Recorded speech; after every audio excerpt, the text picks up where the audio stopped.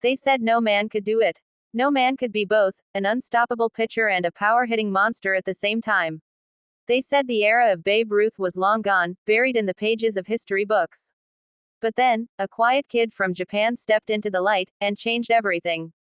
Shohei Ohtani didn't just play baseball. He redefined it. When you first look at him, you don't see the arrogance of a superstar. There's no flash, no ego, no roar. Just calm eyes, and a heart that burns silently beneath the surface.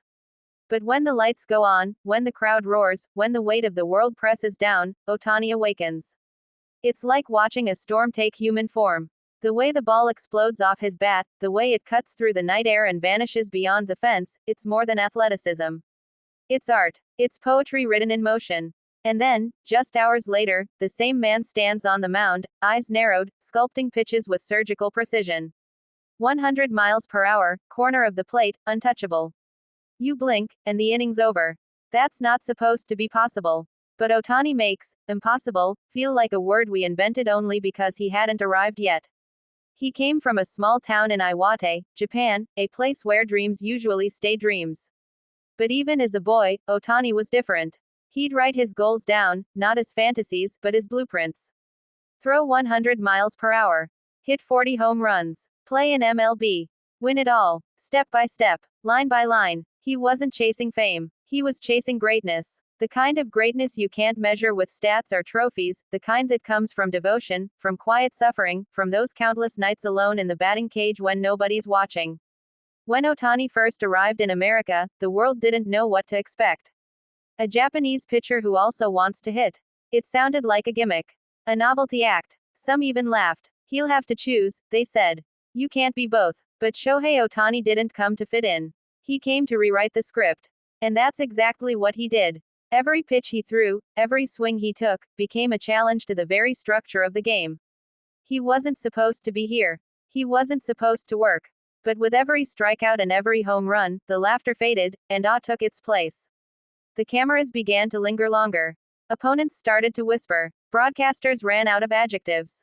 And soon, stadiums across America were packed, not just with fans of baseball, but with fans of wonder. Because watching Ohtani play wasn't just about the sport.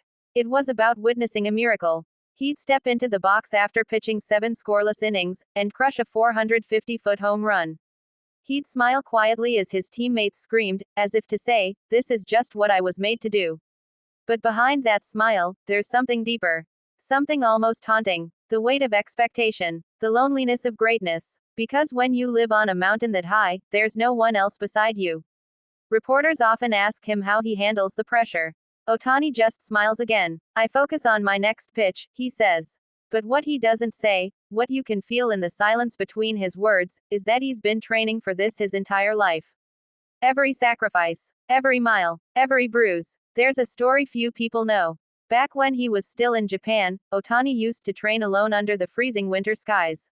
Sometimes, his hands would bleed from gripping the bat too long.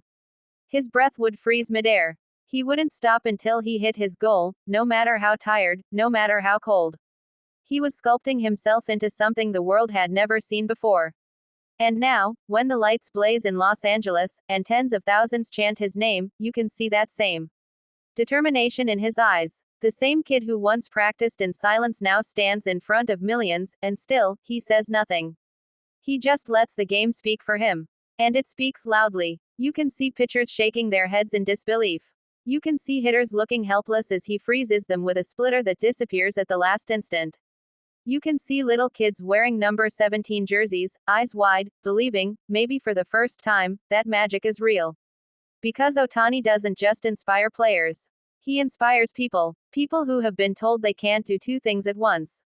People who have been told to choose one dream and let the others die. People who have been told that greatness has limits. He proves them all wrong. And maybe that's the real story here, not the home runs, not the strikeouts, not even the awards. It's the freedom he gives to everyone watching.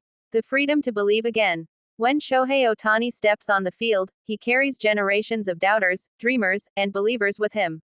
From Japan to America, from little league fields to packed stadiums, his story echoes a truth we all need to hear. That greatness is not measured in numbers.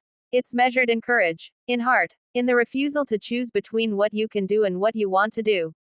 As the game ends, as the crowd rises, as the cameras flash and the world watches him walk off the field, there's a stillness. Because everyone knows they've just seen something they might never see again. A once-in-a-century athlete. A once-in-a-lifetime spirit.